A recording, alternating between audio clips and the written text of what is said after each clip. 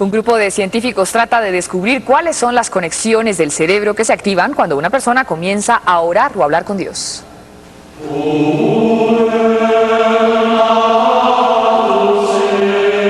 Dios por mucho tiempo ha sido tema del debate y controversia que genera diversas emociones. La ciencia afirma que este tipo de experiencias que se viven a través de la fe y fenómenos místicos está ligado directamente con varios puntos del cerebro y no en uno solo. El estudio se comprobó mediante una resonancia magnética que grabó la actividad eléctrica de los cerebros de 15 religiosas y que mostraron que por medio de este procedimiento 12 regiones involucradas con las emociones y la conciencia se alteraron, mientras que ellas revivían experiencias místicas que alguna vez sintieron. Los expertos dijeron además que por medio de este experimento no buscaban probar la existencia de Dios, sino identificar las relaciones de las neuronas con las experiencias místicas y entender cómo el cuerpo humano, la mente y el espíritu se interconectan, pero sin pensar que las oraciones y las experiencias religiosas son solo una actividad cerebral.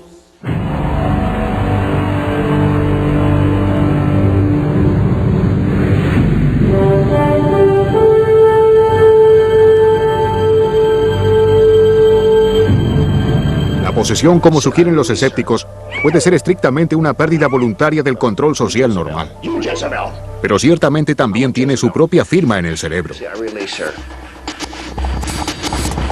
En la Universidad de Pensilvania, en Filadelfia, el doctor Andrew Newburgh utiliza la neuroproyección de la imagen para detallar cómo los estados religiosos profundos afectan el cerebro humano. Lo que intentamos hacer es ver cómo diferentes tipos de prácticas religiosas o espirituales, como la meditación o el rezo, alteran lo que sucede dentro del cerebro de la persona mientras realiza la práctica. Hoy Newburgh está proyectando las imágenes del cerebro de Ramona Hill, una cristiana convertida de Pentecostés. Ramona, en la cima del éxtasis religioso, habla en dialectos. Para Ramona y sus compañeros de Pentecostés, esto es similar a un estado de posesión. Para Newburgh, quien estudió a todos, desde monjes tibetanos sumidos en meditación hasta monjas católicas en estado de invocación extática, esta es una oportunidad para medir cómo algo como esto afecta el cerebro. Un pequeño catéter intravenoso se inserta dentro del brazo de Ramona, dentro del cual el doctor Newburgh inyectará una pequeña cantidad de rastreador radioactivo. Los rastreadores llegan al cerebro y proveen una foto instantánea de qué partes están activas. Una vez que una mirada examinadora de base es tomada, entonces Ramona puede comenzar su ritual, hablar en dialectos. Los estudios de proyección de la imagen cerebral de Newburgh demostraron que ciertos episodios espirituales intensos alteran la parte del cerebro llamada lóbulo parietal superior, que controla la orientación en tiempo y espacio. Durante la meditación o la invocación, el flujo entrante de información sensorial a esta área se bloquea. Seguramente este es el caso con el cerebro de Ramona. Cuando pensamos en hablar en dialectos, una de las cosas que vemos es un acto ritualista. Vemos una pérdida del sentido de la individualidad y en algún sentido, la individualidad está siendo de hecho doblegada en ese caso, por lo que de hecho probablemente no sea diferente a una experiencia de posesión para el individuo, en el sentido de que pierdan su sentido de individualidad y se sienten doblegados o tomados, si se quiere, por algo más.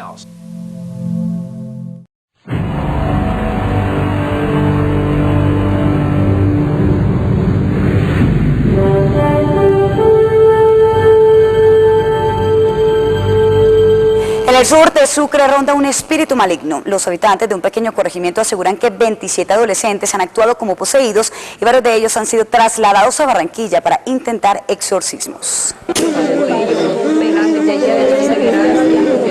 Los ataques han afectado a 27 menores entre 11 y 15 años. La constante ha sido que el fenómeno inicia cuando la gente comienza a rezar. Según los testigos, en esta localidad del sur de Sucre, los adolescentes se contorsionan y gritan palabras inentendibles. Solo la oración y agua bendita en varias partes de sus cuerpos parece calmarlos. Comenzaba con un dolor en la pierna. Cuando me daba el dolor en la pierna se me metía una cosa fría. Entonces cuando ya me entraba esa cosa fría que yo sentía, me desmayaba. Y ya de ahí no sentía más nada.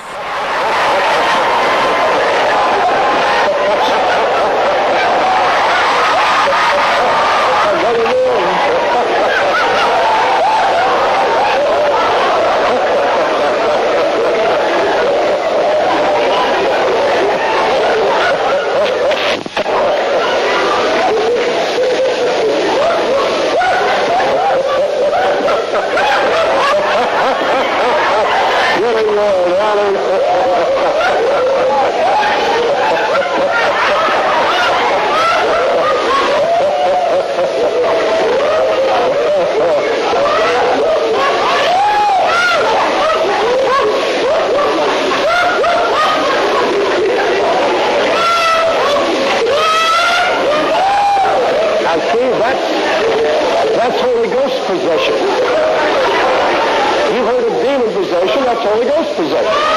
Being possessed by the Holy Ghost, get him some more. Who is this man here? A continuación, el pastor Joe Jordan en una de sus reuniones. Este pastor es el hombre con pelo blanco que no para de reírse al fondo. Uno de los hombres de color que se revuelcan por el suelo, llamado Banjo, y sobre el cual Joe Jordan hace comentarios jocosos, fue recluido en un manicomio justo después de esta reunión. La pregunta es, ¿puede ser eso obra del Espíritu Santo? I just realized God's playing his banjo. You hear that? God's playing his banjo.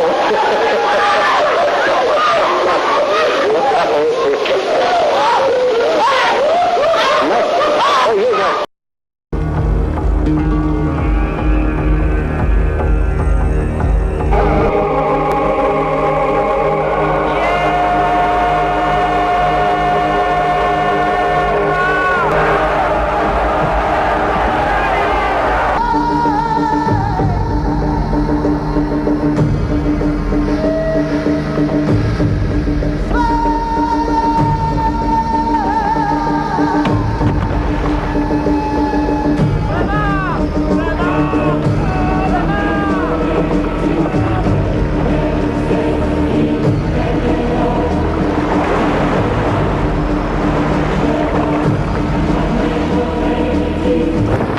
Don Cristóbal.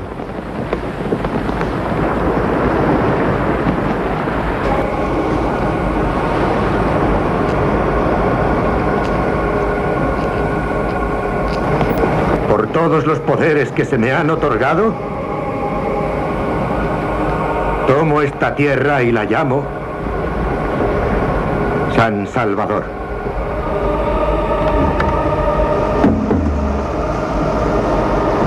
Después de Cristo, el cristianismo se dedicó a dominar la mayor parte del mundo occidental. En el primer milenio, los monarcas europeos lideraron a miles de cruzadas hasta Palestina para conquistar a Jerusalén, en donde en el nombre de Cristo masacraron a todos aquellos que no eran cristianos, y después prepararon sus almas para la segunda llegada del Mesías. Con el tiempo, los cruzados fueron expulsados por los ejércitos del Islam, la tercera gran religión de Abraham. De su poder, los caballeros del templo del rey Salomón configuraron la élite militar de choque de la Iglesia Católica medieval. Los caballeros reunían las cualidades de guerreros y monjes, totalmente dedicados a matar y morir por su Dios.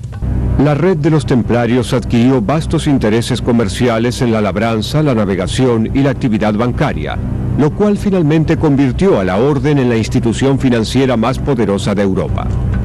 En realidad, la Orden del Templo del Rey Salomón fue la primera corporación multinacional del planeta. Y en algún punto de la historia, los templarios fueron vinculados no solo con el Arca de la Alianza y el Santo Grial, sino también con el descubrimiento de América un siglo antes de la proeza de Cristóbal Colón.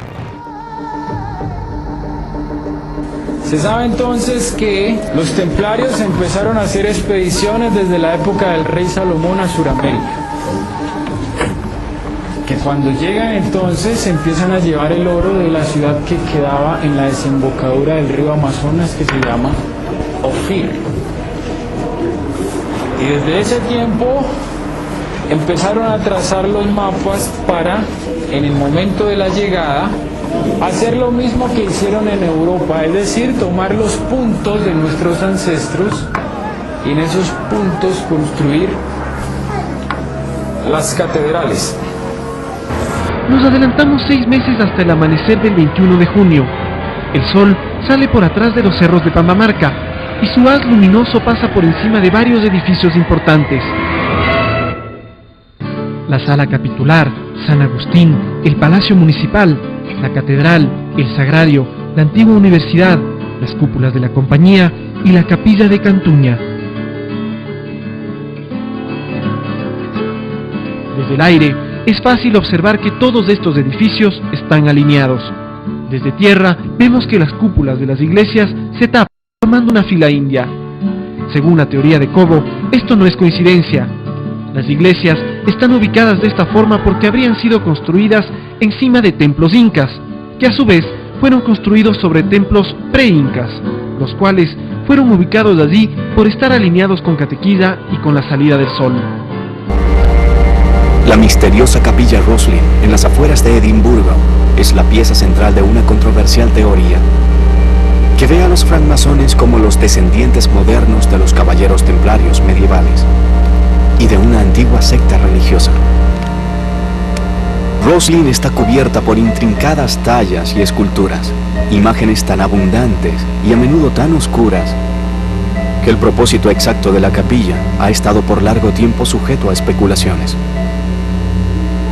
Roslin fue el proyecto personal de William St. Clair, un noble del siglo XV, el patrón oficial de la cofradía local de los albañiles, y según la inscripción añadida a su tumba mucho después de su muerte, un caballero templario. Estas tallas representan tal vez el mayor misterio de Roslin.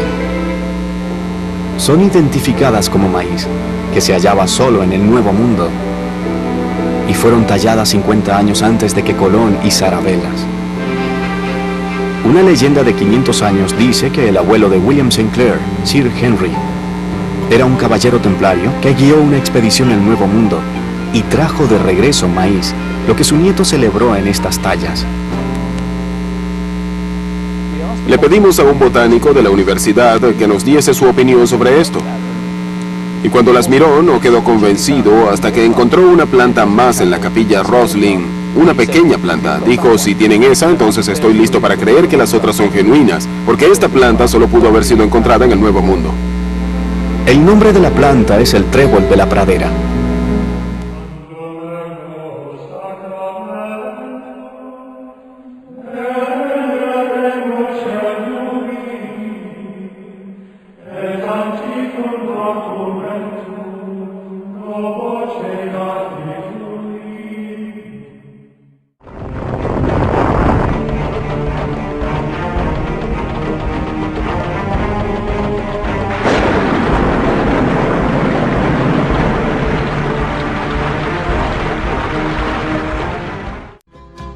Imponen la vocación catedral en Sudamérica.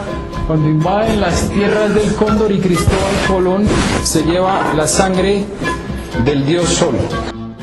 Hicieron el estudio de los pueblos andinos del territorio del Tahuantinsuyo y en el territorio donde nuestros aborígenes tenían sus lugares de reunión o sus sitios sagrados. En ese territorio construyeron las catedrales debido a la influencia cosmotelúrica. Y en esos sitios encontraron cantidad de oro. Se llevaron el oro y allá en Francia construyeron muchas iglesias. Pero yo quiero que nos centremos en la parte que nos corresponde a nosotros. Aquí en Sudamérica, entre el año 1503 y 1660 llegaron a San Lucas de Barrameda 185.000 kilos de oro y 16 millones de kilos de plata provenientes de América. Archivo de Indias. Primero llegaron al puerto español de Sevilla. Los archivos de la conquista aún contienen meticulosos recuentos del botín capturado en el Nuevo Mundo.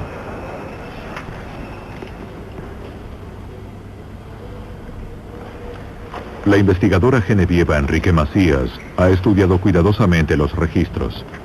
La documentación es precisa, pero pareciera que algunos españoles encontraron formas de evadir a los recolectores de impuestos de su majestad. El valor total de lo que fue robado del Nuevo Mundo solo puede ser estimado. Es muy difícil calcular qué cantidades se trasvasaron del Nuevo Mundo al Viejo Mundo.